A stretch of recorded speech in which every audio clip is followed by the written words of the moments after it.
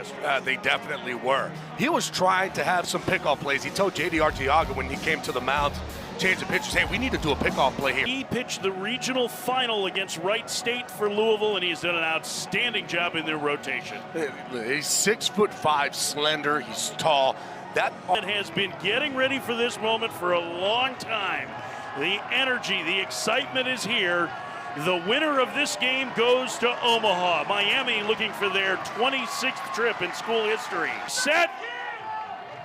And the first pitch of game 3 is outside a ball, and we are underway. Eberle ready for the 1-1. And it's 1-2. This Miami team this year at one point was 15-15. And after a midweek loss to FIU, they got hot in ACC play, winning 10 straight at one point. Put themselves in a position to make the postseason. Eberle's 1-2.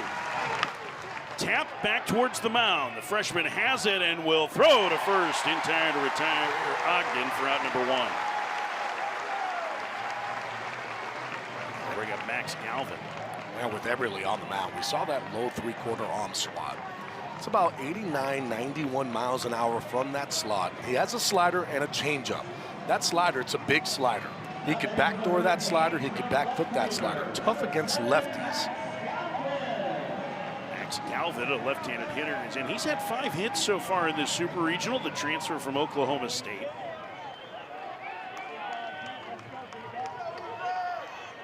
We were talking to J.D. Arteaga, the Miami coach, before the game, and he talked about how important Galvin has been as a catalyst for this offense. He's not a big power guy, but when he's getting on base, good things tend to happen. The thing is, it's a very flat swing through the zone, so there's going to be a lot of contact. He's more of a line drive, kind of gap to gap. There is some power in the bat, but it's mostly kind of just a hit doubles, get a lot of base hits. In the air to center, Lucas Moore, the slick fielding center fielder, tracks it down for out number 2. And here comes Daniel Cuvée, the big star in this Miami lineup, the all-ACC third baseman. A 3-run home run, the insurance that Miami needed to win yesterday's game 9-6. You see, he has been a tremendous run producer. We talked about that slow start Miami got off to. One of the reasons that they got going was Daniel Cuvée got red hot. And he tormented ACC pitching staffs this year. The sophomore third baseman swings and misses. It's 0-1. One of the things, too, when you saw with Cuvée, even in this Super Regional, he's had his chances with guys in scoring position. In yesterday's ball game, he was 0 for 4 before that last at-bat. That's when he hit the 3-run homer. That's what Miami needs out of him, the big stud in the lineup. 0-2.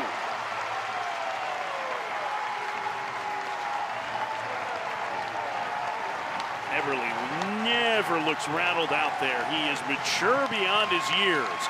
And already this crowd coming to its feet in Louisville. The 0-2 pitch. Who just missed. Well, Eberle is not afraid to come in with that fastball. Makes it tough for a right-handed hitter. You're thinking a guy with a low arm slot is going to be mostly attacking that outside part of the plate. Eberle is good side to side, especially standing on that third base side of the rubber. The 1-2. Fouled away. Trying to tie him up. Well, he's come in twice now. Does he go in again, or do you think this is the point where he drops a changeup? I think this is when you go, I think the slider. I know that he has the changeup. I think he'll come back with that slider. Still try to stay in. The thing when you're facing a guy like Cuvée is that you do not want him to get extension with his arms. That's where all the power comes. Klein set up inside. He did try the slider and missed. 2-2. The score just underway, top of the first. Winner take all game. Winner goes to the Men's College World Series at Omaha.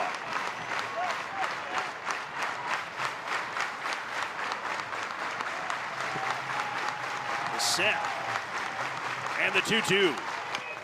Roller foul. Cuvée battling now with 2 strikes. Now after 2 of those pitches on the outside corner, now I think is when Eberle can try to throw that fastball in again.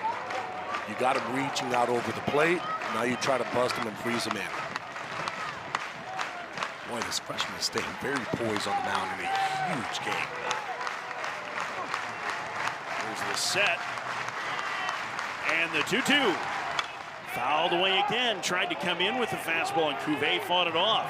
And that's like he's thinking along with him. The only problem is that one missed over the heart of the plate. And you got to be careful of your Eberle there. That's not where you want to throw it. You're going to throw that fastball. You got to make sure that you get it in. You would rather miss in than out over the plate. 8th pitch of the at-bat coming to the powerful Cuvée in the top of the first.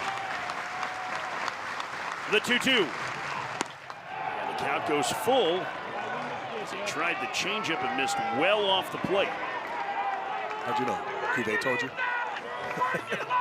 Cuvée is a hitter that always will do that. With every pitch that's getting thrown, he's letting the dugout know, hey, it was this pitch, it was a changeup, a slider, whatever it might be.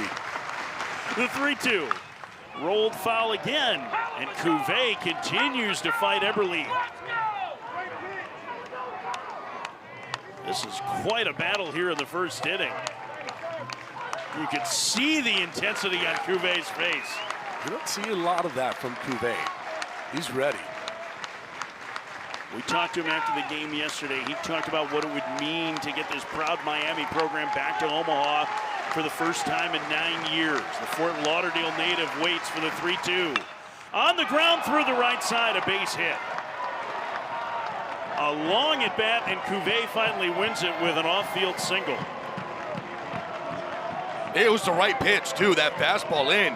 Cuvée just did a nice job of getting those hands close and tight to his body. Where this pitch is and where he hits it.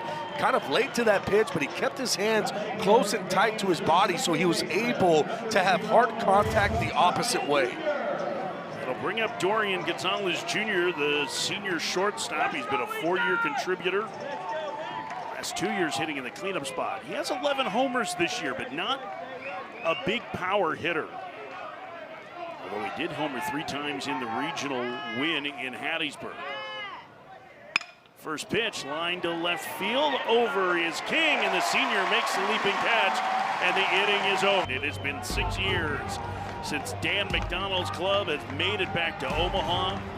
They are looking for their 6th trip in school history, and you see Eddie King Jr. The numbers get more impressive every round for the senior. You could go from round to round, you could go through his last 9, but there's one thing that stays true. The man is just on fire right now with the bat, with power numbers, with average, basically anything that it has to do with hitting a baseball. The starter for Miami today is Reese Lumpkin, the senior right-hander, a grad student transfer from Winthrop. He has been the midweek starter for most of this year, but won Game 7 of the regionals for Miami against Southern Miss. Yeah, it's just, here's the thing. You need a guy that's going to be poised on the mound, and that's why Lumpkin is pitching. Also, a ground ball pitcher, and that's what he needs. He needs that sinker to be working today. One reason why we were here for BP, that ball's flying out, and that ball's actually flying out to right field. Usually it's only flying out to left. So any ball in the air is going to have a lot of carry. Yesterday, those guys had the letters in red. Now they've gone the other way as Lucas Moore set to lead things off. The catalyst for this Louisville offense takes the ball outside. 1-0. Miami has done a good job with Moore to this point. He was on base twice yesterday. He stole 2 bases. He has 52 and 53 attempts on the year. An incredible base runner. This Louisville offense is dynamic. And he rips one on the ground to second. Gonzalez will throw to Gonzalez for out number 1. You have to feel like there's a sigh of relief every time if you're Miami and Lucas Moore doesn't reach base. As soon as Lucas Moore is grounding out there, I guarantee you that in that dugout with J.D. Arteaga, he's thinking, oh, thank goodness, because he knows what Lucas Moore can do on the bases. Matt Klein hitting in the 2-hole, the catcher who missed half the season with a broken hand. Louisville's pitching has gotten a lot better since he's come back too, as the first pitch misses low, 1-0. He is a dangerous bat. Hit cleanup for a good chunk of the season before the injury. They've shuffled the lineup with him being available again. He did not start a game after that hand injury until the regional. Fouls it away. It's 1-1. Also takes some time to get back. That's what some fans might not realize. You go a long period of time without hitting, and you look at what Louisville has done with Matt Klein and without him. That's how special he is for this lineup. Louisville lost its first postseason game yesterday. That one chopped to first, right to Renzo Gonzalez, 2 outs.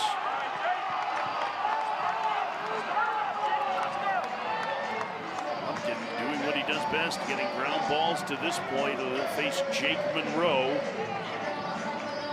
Eddie King may be the hottest hitter this postseason. Jake Monroe's had the best super regional. 3 home runs for the transfer from John A. Logan Community College. Been one of the best hitters in the ACC all year.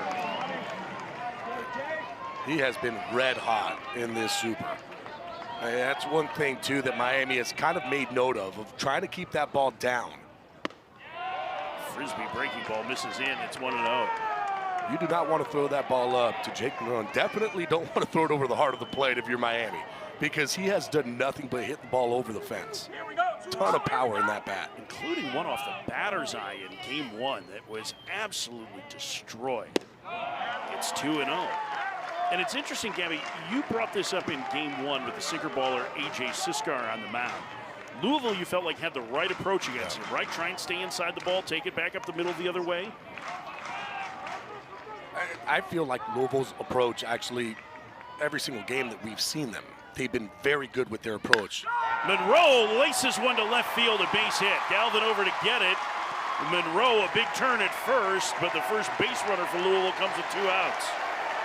And there it is again. But this is the guy that if you're Miami, you have got to watch out for. Because I don't think there is a hotter hitter on the planet than Eddie King Jr. Eddie King Jr., the senior captain.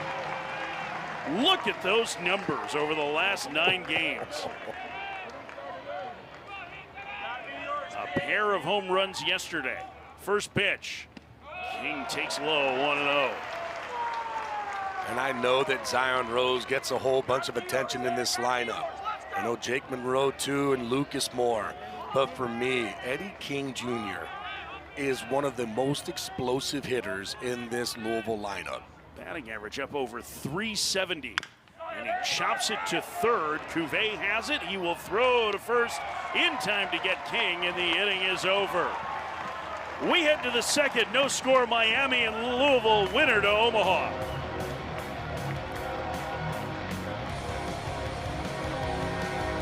No puppy today. Here's the puppy. And all the shirts are on, so apparently they got the... Remember, it's 3 home runs, then the shirts come off. That's right. We've seen that one before. And the wind howling out to right center field here, too, in what's already a good hitter's ballpark. But they are packed in, and they have been ready to go since about, I'd say, 20 minutes before first pitch. You could feel the energy in this place really start to crackle. As Ethan Everly, what a cool, calm, collected freshman he is. When Patrick Forbes, the Friday starter for Louisville, went down, they slid Eberle into the Friday role, and he counted himself quite well.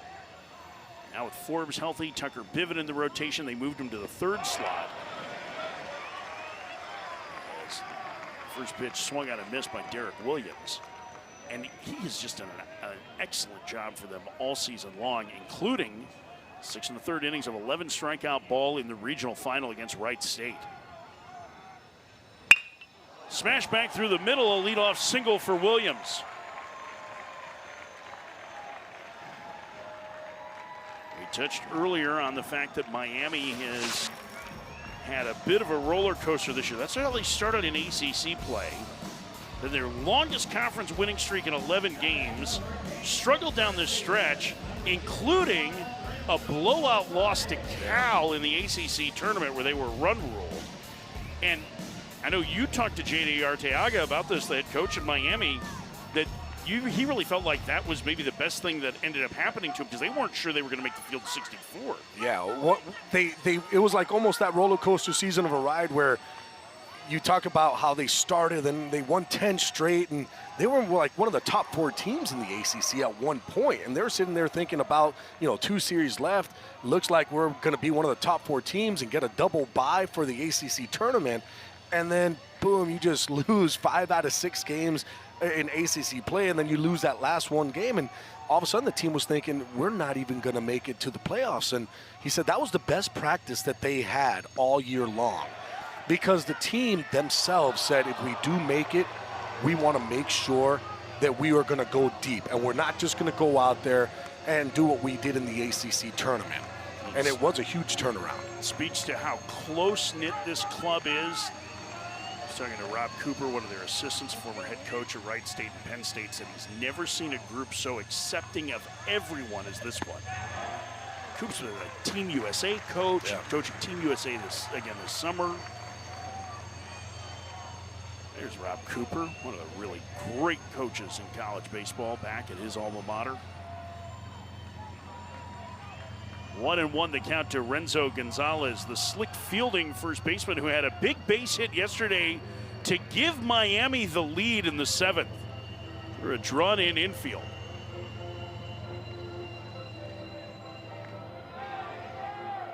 Gonzalez, not your traditional first baseman, and there's not a lot of power there. This back part of the Miami lineup is more contact-oriented. To short, hot to first, a double play.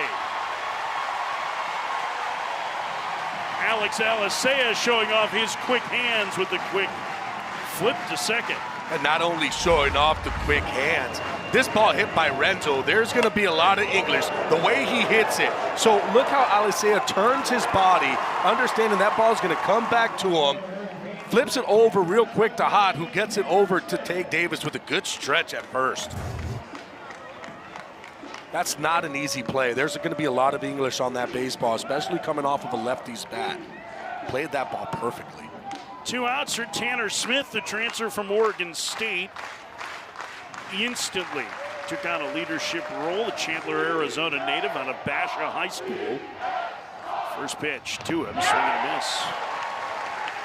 0-1, no score, top of the 2nd. A decisive game of the Super Region. Looking at Eberle on the mound kind of reminds me a little bit of another pitcher in the ACC, Jamie Arnold. Now, understandably, it's not that 95-96 coming out, but the arm angle is in that same location, and it's that slider to go along with that fastball. It's going to have a little bit of that arm side run. That ball's going to run away from the righties, but he's able to counteract that with that slider. The other difference between both of them is Jamie Arnold usually stands on that third base side of the rubber. On the first base side of the rubber, where Eberle is on that third base side. He's looks a little leaner and maybe a little bit taller than Arnold. It doesn't quite get into the drop and drive the same way, but you're right, it's that lower release lefty. But I think that when he does do that drop and drive, that's when you're going to see the miles per hour click up, and you might see that 93, 94 here in the next couple of years. 2-1 in the dirt. It's 3-1.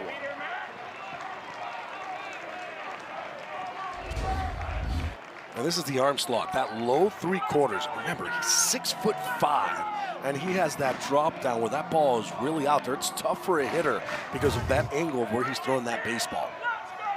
3-1 the count to Tanner Smith. The delivery popped up, foul ground, first base side. Davis gives it a look, and it's out of play. Let's go, champ, let's go. Count now full to the Miami catcher. And as they have with every 2-strike pitch for their home team, the Louisville fans start to get into it again. Coming to their feet here in the 2nd inning.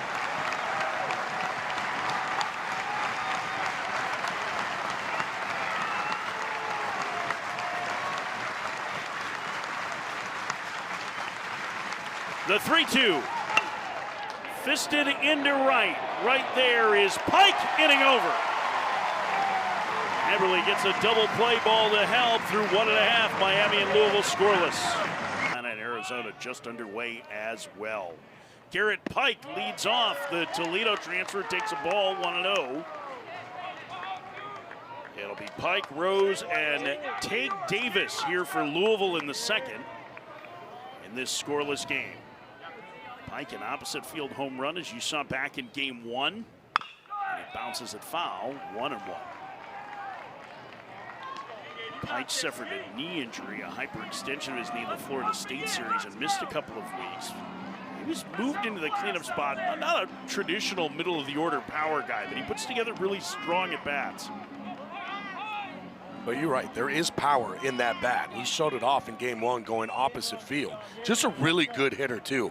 You can see he executes the plan he is trying to go when he's going up there. And a lot of times it is letting that ball get deep, staying inside, and just driving it to the middle to the opposite way. Just 4 homers this year with 17 doubles.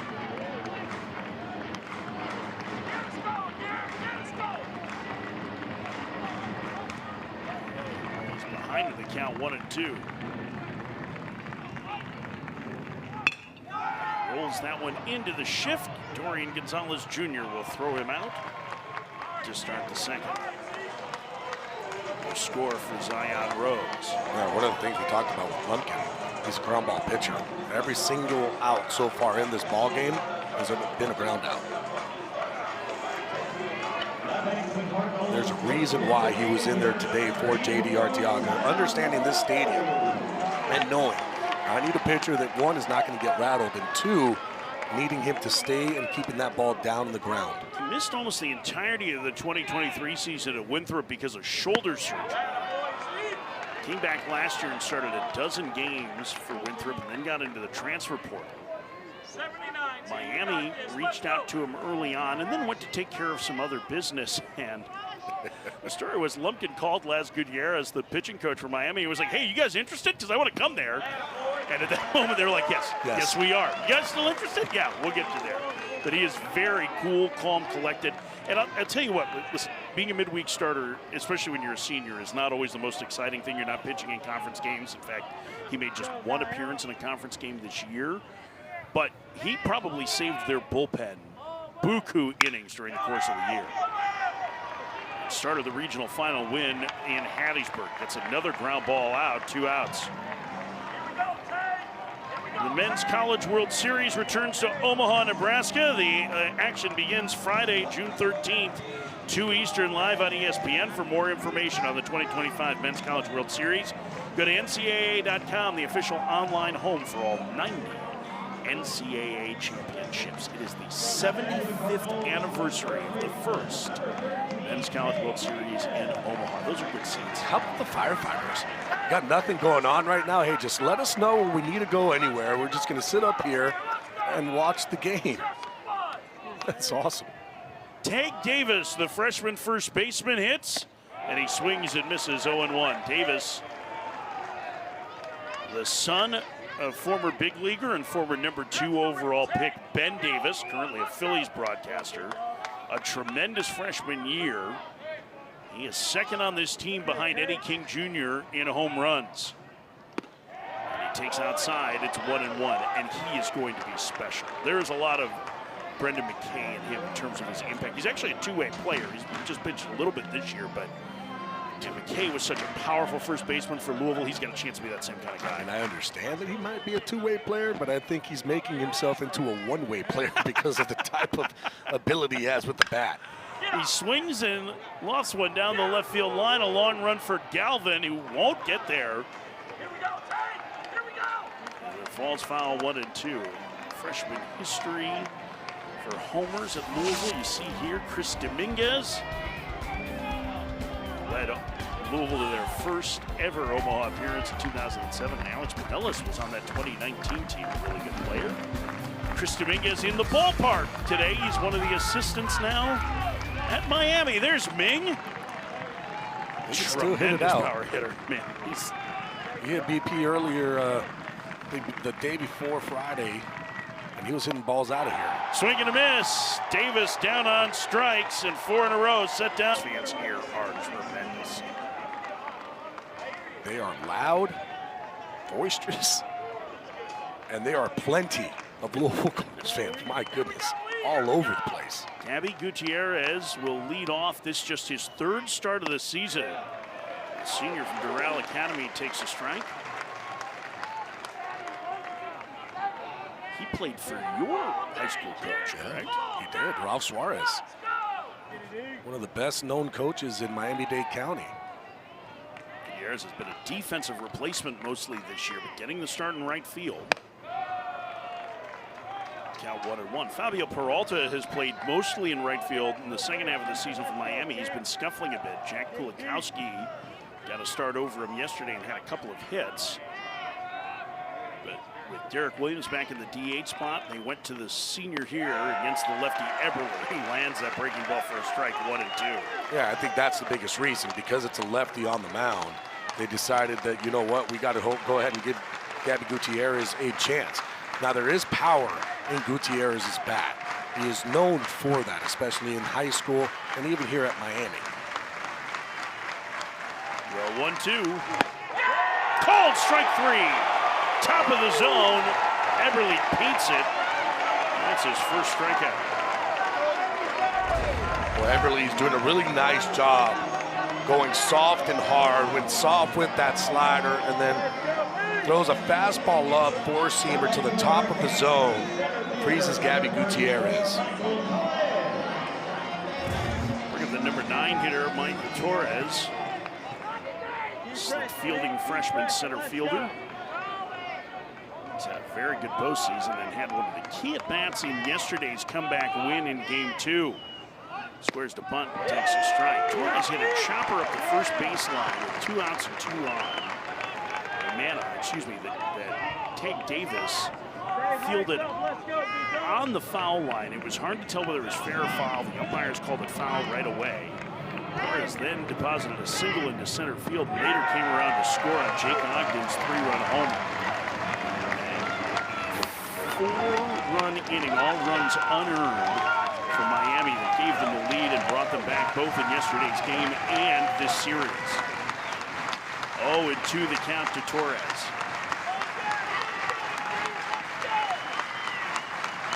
Eberle's pitch. Swinging a liner into left center, and Moore will play it on a bounce. So Torres continues his hot hitting, and the number 9 man reaches ahead of Ogden. Boy, Torres has looked really good. And I told you, too, in regionals, I started to see it out of him, where he started to really have really good at-bats. And the reason why is that he wasn't trying to do too much. He wasn't going up there to have big swings, hit 8 homers. It was more just hit line, drives the opposite way. Does the same thing here. Stays back on that pitch and drives it the opposite way. He was hitting under 200 going into the regionals, and his reputation as a prep player was as a power hitter. Now here's Ogden. Eberle will check on Torres, who dives back. Not really a big threat to run. Only 1 stolen base this season.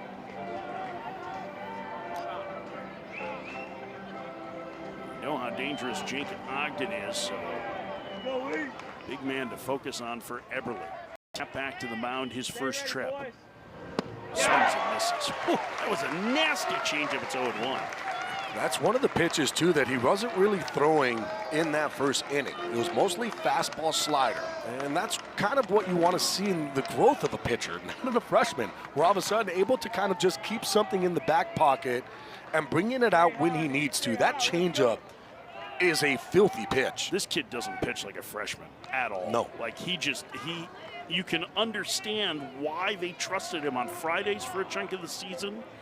Why they trust him with the season on the line. Let's go, Lee. Keep pressing, guys. Keep The 0-1. Squares to bunt and bunts through it, and the count 0-2. I wonder if that was because Ogden doesn't feel like he's seeing the ball particularly well against him. I think that Ogden is kind of looking at what the defense is giving him and thinking, I might be able to bunt this ball over to second base and get 2 guys on for Galvin. But this is a situation where I'm telling Jake Ogden, not J.D. Arteaga, I want you to swing the bat. We got a lefty-righty matchup. You got Max Galvin, who's a lefty hitting behind you. I want you to swing it, especially after what he was able to do in yesterday's ball game, hitting a 3-run homer.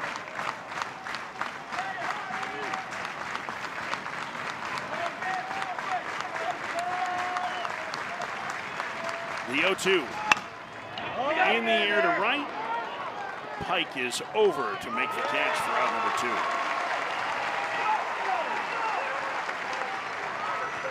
2. Big sigh of relief for Eberle as he gets a big hitter out, and here's Galvin. And this becomes an important hitter for Eberle to get because you don't want traffic on the bases for Daniel Cuvée. And the reason why, too, is because of that first at-bat that Cuvée had. Saw a bunch of pitches, understands exactly what Eberle is trying to do. So this is a big at-bat here for Max Galvin to try to get himself on to give Cuvée a chance. And vice versa for Eberle, this is the guy that you need to get. First pitch. Galvin can't hold up on that breaking ball. Billy Van Rapport's on appeal, says it's a strike. It's 0-1.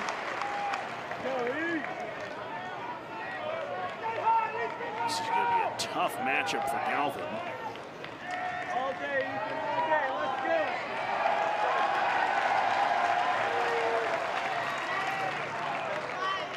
go. Pitch.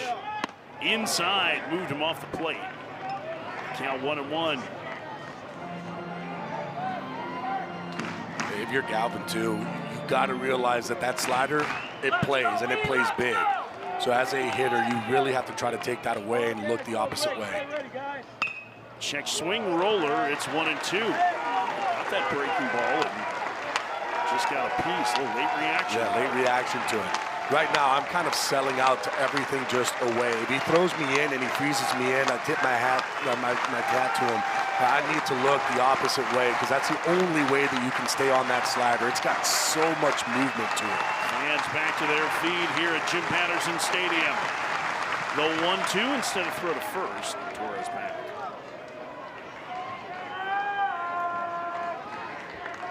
Let's make Galvin think about it just a little bit longer.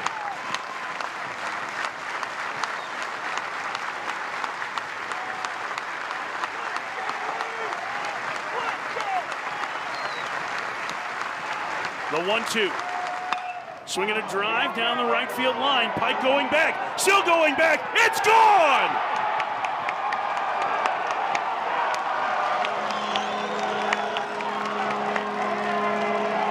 Max Galvin has given Miami a 2-0 lead here in the third.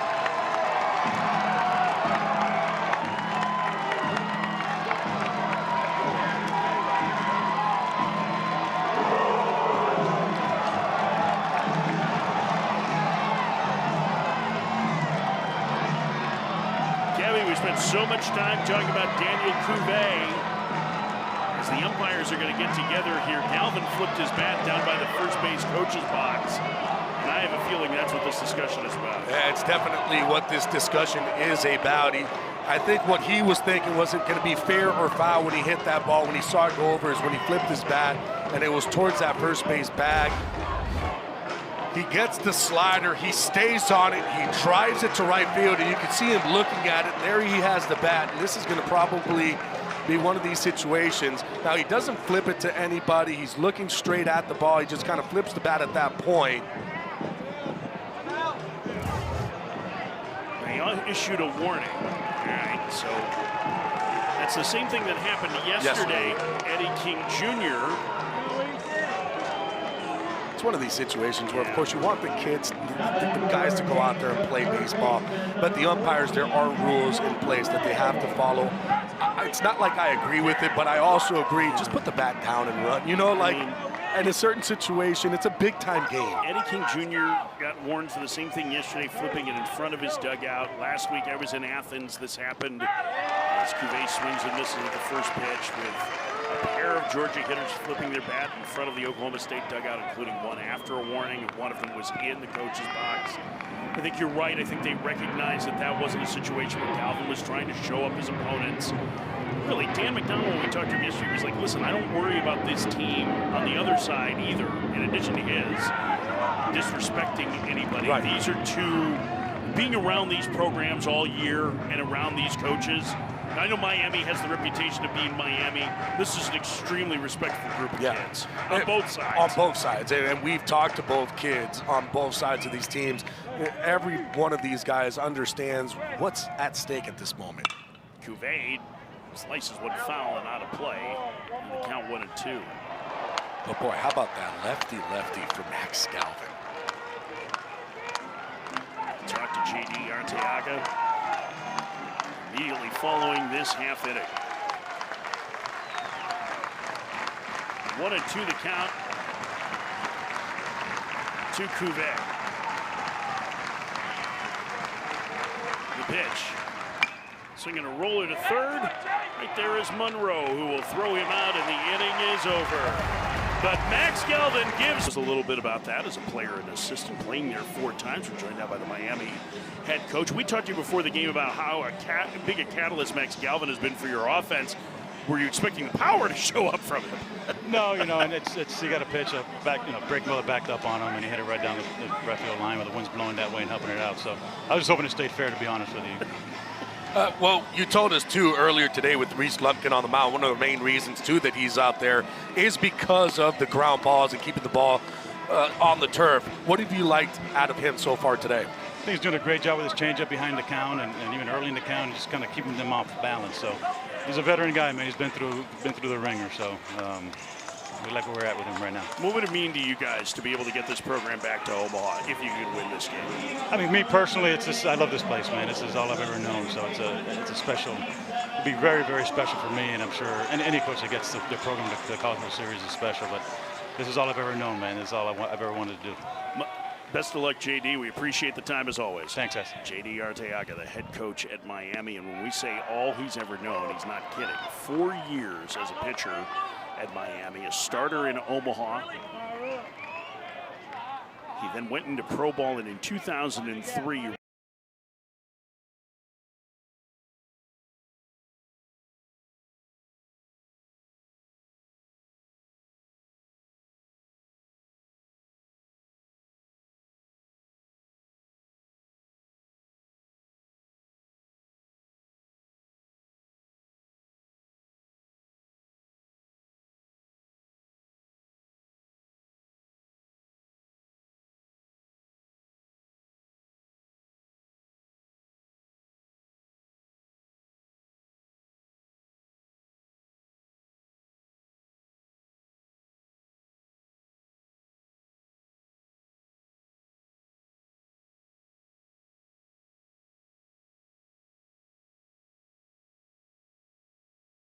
hired in spring training with the Rangers when Jim Morris called him to offer him the pitching coach job in the middle of Miami season.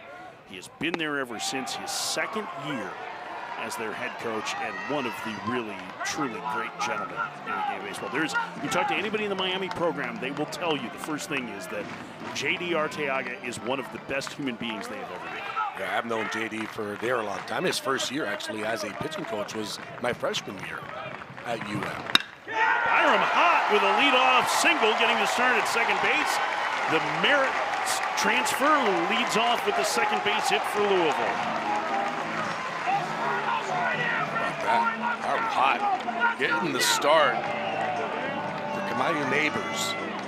And what does he do? He comes up big, gets a base hit, right back up the box. You have Alex Alicea coming up. Somebody who can really handle the bat. Alicea was a guy that was in the top of the lineup. Now he's only hitting lefty, cannot hit righty. I wouldn't be surprised if he tries to lay a bunt down. A thumb injury is limited to hit from the left side, and he does bunt and pushes it foul. It's 0-1. Yeah, the only reason why I was thinking that he was going to lay a bunt down was because of that hand injury. You see it all taped up. That top hand. It started raining here. There was no rain in the forecast for today. A nice shower, which is an appropriate way to finish the Super Regional since it's been raining here for 3 days in Louisville. He bunts again, pushes it to third. Cuvée has it. Gonna have to hurry the throw just in time to get Alicea. I would not be surprised if Louisville takes a look at this. That was very close. What did you think in real time, Gabby? I thought he was out in real time, but I will say this. He is flying down that first base line.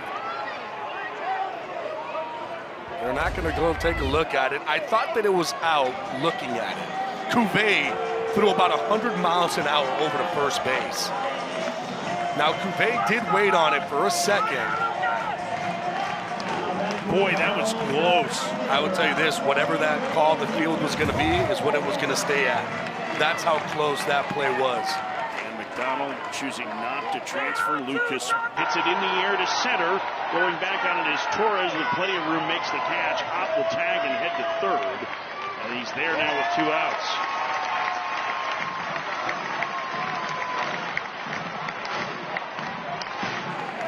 Up to Matt Klein.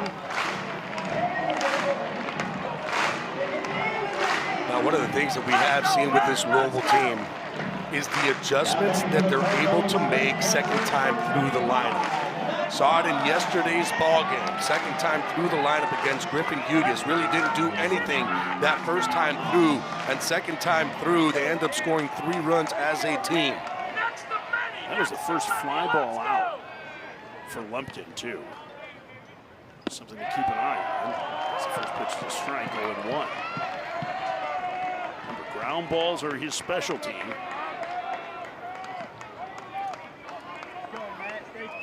And 6 of the first 7 outs he recorded were either by ground balls with 1 strikeout. The 0-1 decline. Outside, it's 1-1.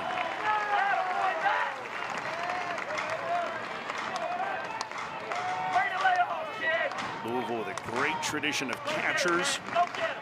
From the #1 overall draft pick Henry Davis, Will Smith of the Dodgers, Dalton Rushing of the Dodgers, all stars here. And the count 2-1 now to Klein. Klein likely to be an early day 2 draft pick this year despite missing half the season.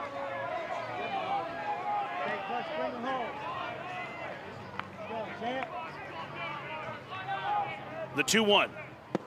3-1 decline, and the red-hot Jake Monroe is on deck. Monroe with 3 home runs in this Super Regional waits. Let's go, champ. Let's go, champ. Let's go, Lumpkin set. Let's go. The 3-1. Down low, ball 4. First walk issued by either team, and they're at the corners with 2 outs for Monroe. So usually I would say, well, you know, Matt Klein is a very good hitter. It's a 3-1 count. You don't want to just groove something in there. The problem that you have is that Jake Monroe hitting behind him has also been red hot.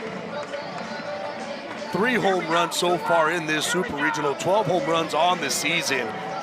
And if you make a mistake here over the middle of the plate, he can make this a 3-2 ball game real quick.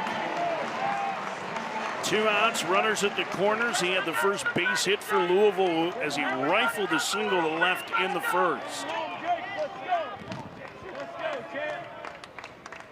The first pitch, fouled at the plate, 0-1. Started with an off-speed offering there.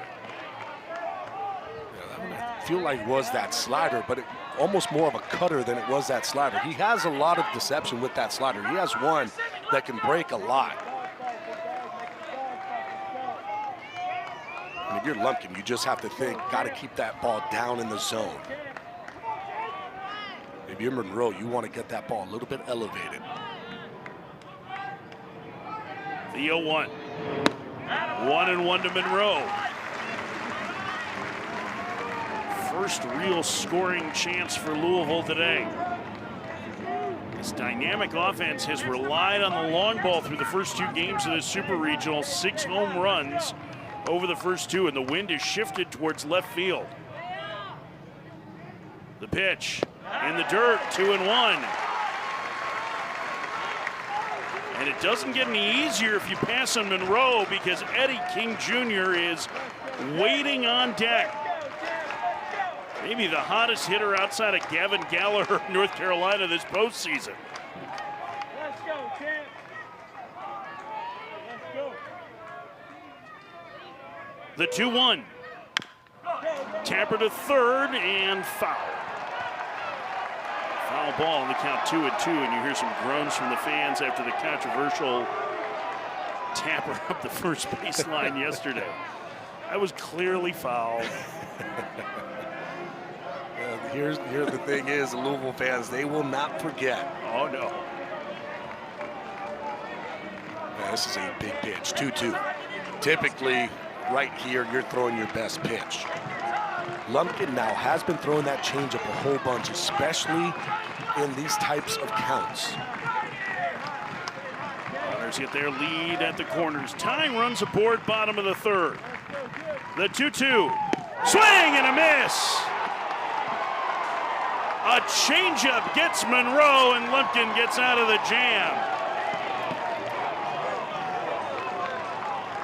Miami, the head coach of the Louisville Cardinals, Dan McDonnell, is with us. I saw an interview with Ethan Eberle when he was in high school where he described himself as a bulldog. Do you feel like that's a good description for him? Oh, yeah. Yeah, he's super competitive, man. We wouldn't be here today if he didn't step up about at the halfway point of the season, you know, when a couple guys went down, and he's been great. It's been fun to watch. Dan, I've always said it, and I continue to say it. For me, your hitters, probably the best in-game adjustments that I've seen, especially second time through the lineup. What are you talking about? What are you seeing out of them against Reese Lumpkin? You know, he hasn't thrown a ton of first pitch strikes, and but he's gotten us on the 1-0s and the 2-0s, and surprising to have a ball violation when the inning's about to start, like with TV and everything. Like, come on, people. Like, really? I mean, it's like sometimes we have these rules, you know. I hear you. You know, it's hey, no judgment, right? We keep saying no judgment. Just make the next pitch and get a ground ball. Well, you did just that. Yeah. I think you're 3 for 3 in groundouts to your middle infielders in interviews. I'm just gonna wear the headset when we're on defense. But I don't know if I answered Gabby's question. It's just, you know, he's threw a lot of those 1-0, 2-0 breaking balls, and you know, you're trying to do too much. You're juiced up, you know, swinging at maybe not the best pitches, but you know, yeah, second time through, you hope we have better at bats. You saw Lucas hits a line drive to center. Klein, you know, works the walk. I think you're going to have to walk against him. Not that Miami pitchers really walk you. The one thing about JD's staff, man, they don't walk anybody. Ooh, nice play by Davis, tumbling to the ground for out number 2. Yeah, Mac, not pretty, but we got the out. Counts the out. Mac, we appreciate the time as always. Best of luck today. I don't know why we're getting off. I'm getting outs left and right. Like, come on, you guys are messing up my mojo. Thanks, Mac. The great Dan McDonnell, 19 years as the head coach at Louisville, 10 super regionals, 5 men's college World Series appearances. And this, like, Jim Patterson Stadium was a year old when he took the job, but this, what you see today, the 6,000 here, is all what Dan McDonnell has built in this program. Renzo Gonzalez takes inside 1-0. I wouldn't be surprised if he's just wearing the headset just to have it on the whole entire time. Like, this is working. We're keeping it. I know he said that, but I know he wanted to get with somebody to talk a little bit about infield communication with well, here's the thing, man. You got that wind that's blowing. Yeah. Right? And I feel like Davis didn't realize that. And Hott was right behind him, you know, maybe trying to call it. Davis just stayed with it. But, yeah, you're right. The infield communication there, that's one that Hott has to just really scream and get him out of the way. Yeah, Hott getting the start today over Kamayu Neighbors. Neighbors solidified that second base job. But scuffling a little bit. Tamper up the first base line, and Klein will let it roll foul.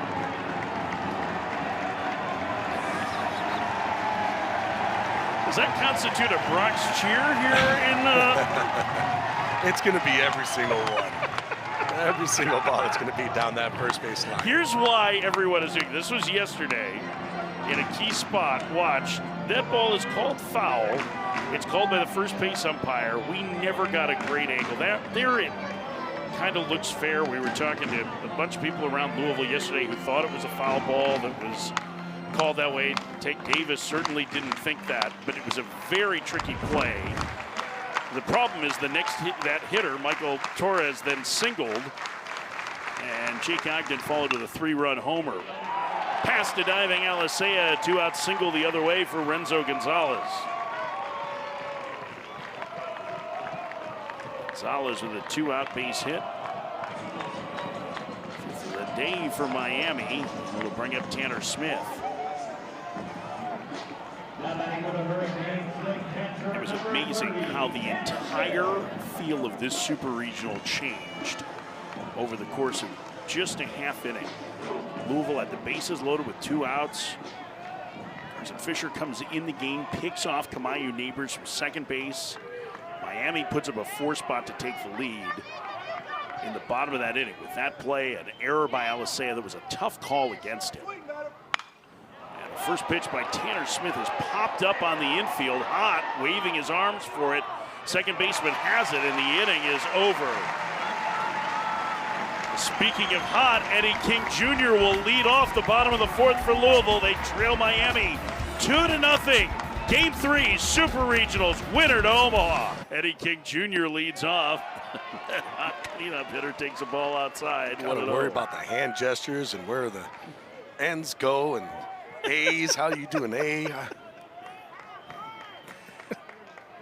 Notice that the guys that painted their chests earlier did not spell out Cardinals, and I don't know if that's because they had trouble spelling or they just didn't have enough dudes. The 1-0. King bounces it foul, 1-1. Eddie King Jr. 17 home runs on the season after his pair yesterday.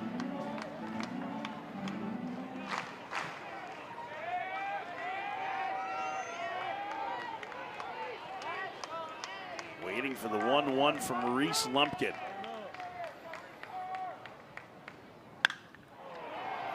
Fights that one off into center field. Michael Torres over to make the catch. And the leadoff man gone in the Louisville 4th. When we talked to Dan McDonald in the last half inning, Gabby, a little bit about the offensive approach. Didn't feel like he was thrilled with their at-bat. No, so what do you want to see if you're Dan McDonald to see that your guys are getting on the right path here? I mean, obviously, big energy, a lot on the line. After losing yesterday and losing a big lead early, you wonder if there's a little bit of pressing. I think with Dan McDonald, basically what he was saying is maybe guys being a little bit too aggressive early on in the counts. Swing and a miss. And just like that, you know, are you looking for a changeup first pitch? If you are, fine. But if you're not, kind of let those pitches go. The longer the AB goes, the more of a chance that you have of Lumpkin maybe walking you. And I think that's kind of what Dan McDonald even alluded to, of want to maybe see a little bit more walks. A bunt by Pike up along third. It's a dandy, and he'll be safe. Ill-advised throw by Lumpkin, but Pike beats out the base hit to put some pressure on. Boy, what a bunt. Nobody was expecting that. We're successful 90% of the time this season, or almost 90%. 89% to be exact. Is there a point something so we can just run It was like 88.8, so I gave him a lot of extra credit, but it's fine. Listen, if they're not going to spell out Cardinals, then I can round up. Pitch to Rose, line down the left field line towards the corner, and that will drop in, a fair ball. Pike to third, he's being waved home. Here comes the relay, it's not in time. Zion Rose makes it a 1-run game.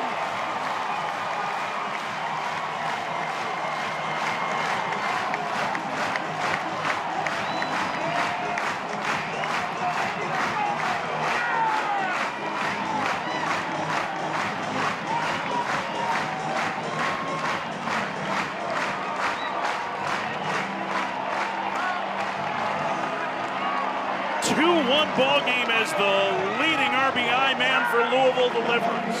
Oh boy, does he ever deliver. They moved him from that 3-hole spot down in the lineup, gets a pitch out over the plate, stays through this baseball and drives it down that left field line.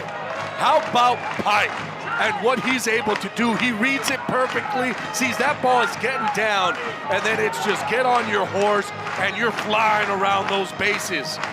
All of a sudden, Louisville gets one back and still has a guy in scoring position. All right, Gabby, let's talk a little bit about this. Rob Evans beginning to get loose in the Miami bullpen, the lefty.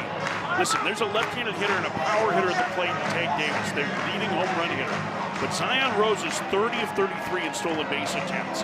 And I know this isn't generally the spot, but getting that man to third with one out, with as good a base stealer as he is. Listen, these guys, there's only one out, right? You want to try and get man there with one out if you can. And this is a team that is very good at stealing third. What do you think about the possibility? I mean, of course, the only thing that you're looking at is that there's an open look to third. but I don't care. If you're stealing third base, you're stealing it on the pitcher anyways. First pitch to Davis, lined into right field, a base hit. Rose to third, he'll get the stop sign as that one was scalded and the inning continues. Well, there you go. That's an easy way to get a guy over to third base. Get that base hit. Thing is that Davis hit it too hard.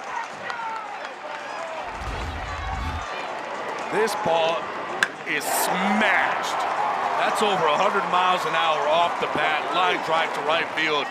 Nothing you could do here if you're Rose. He's off and running. It was too hard. Byram Hott, the hitter, he singled his first trip. The former Metro Atlantic Athletic Conference Rookie of the Year at Marist.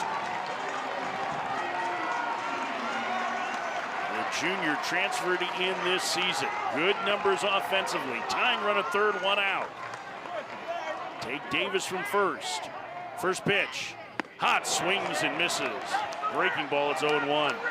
If you're Hot, that's what you're kind of looking for. You're looking for a pitch that's elevated up in the zone, something that you could stay off the ground. Remember, we've talked about Lumpkin. He is more of a ground ball pitcher, but that's when he's down in the zone, so you have to try to bring him up. If you're Lumpkin, though, it's the opposite. Got to try to get that fastball down and then let that run get you a ground ball. A chopper to short, that could be two. Ogden to second for one. On to first, not in time. We're tied. I'm not going to be surprised if all of a sudden J.D. Arteaga goes ahead and takes a look at this. He's also looking at the slide at second base. I think we also have to look at whether or not Dorian Gonzalez Jr. was on the bag at second when he took that throw. He was very quick there.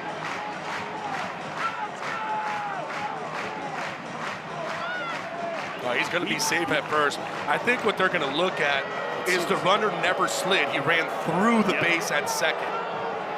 Definitely beat the throw to first. So that is for sure.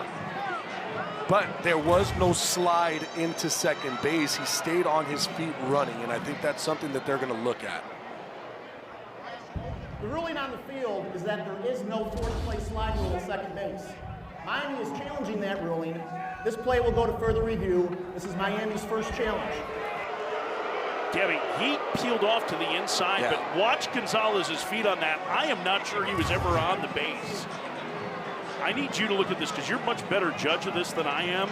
But to me, it looked like Gonzalez was set up behind the bag or towards the right field side of the bag.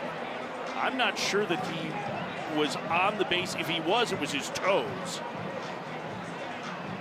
So, I mean, I have to think that Louisville looks at this as well, right? Like, I don't know, the force play interference wouldn't come into effect, would it, with him? I don't think so.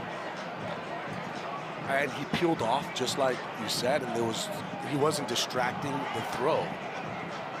So I don't see anything there that would tell me that it's a force play rule that he has to slide into it. So we'll take a look at the foot being on the base. Yeah, he's on the base. So he is on the base when he catches the throw. Okay, so I was wrong there.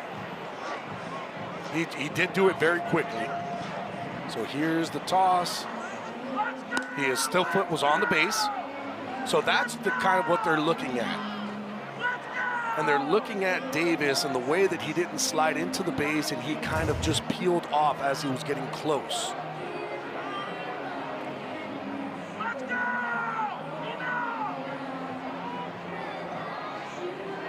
So as of right now, we're determining whether or not there was runner interference. So Gonzalez does get the put out at second. If there is runner interference, the inning will be over and the run will come off the board.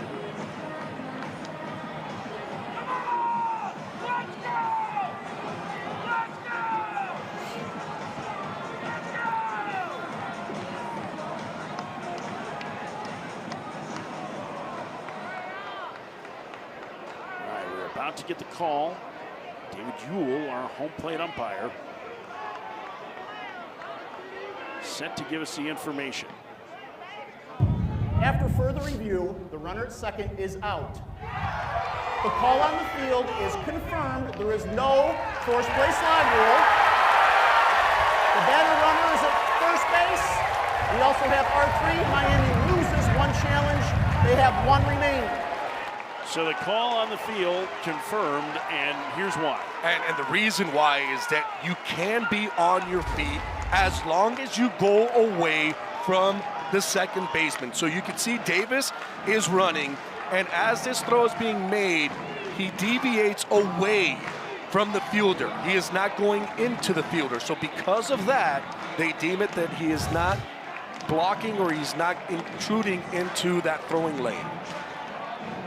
That is going to be it for Reese Lumpkin. Louisville tying the score at 2 here at the bottom of the 4th. Rob Evans coming in. Good job, Gabby. And the switch hitter who is having to bat left-handed because of a thumb injury. Let's go, Big Al! Throw to first. Let's go, Big Al! Let's go! The runner is back. And we talk about quick hook, too, with Lumpkin. You have to realize, too, we talked about the second time through the lineup. Well, that's where they kind of were in that spot. Second time through the lineup, you were starting to see the balls coming off the bat a little bit different. Takes a strike. Count 0-1. Los Manos! Right here, buddy! Right here! Have fun now. Let's go. Pick him up. Dave's on first. Let's go, champ. The pitch. Alisea to short. Ogden has it. He'll go the long way to first for the out. And Evans gets out of the inning, but Louisville gets even. We've played 4. Miami and Louisville tied at 2. Winner to Omaha. 7 other teams can claim a spot today. Gabby Gutierrez tries to bunt, pulls back. It's 1-0. 8-9-1 due for Miami. This was the part of the lineup that was most important offensively for them yesterday. Not because they drove in a bunch of runs, but because they created a ton of traffic. Yeah, it created a ton of traffic, getting on base. It's kind of where they have lacked, I would say, this season. But when that bottom of the lineup, they're able to get on, especially for that top, that's when all of a sudden they get those big innings. Gutierrez, a strikeout.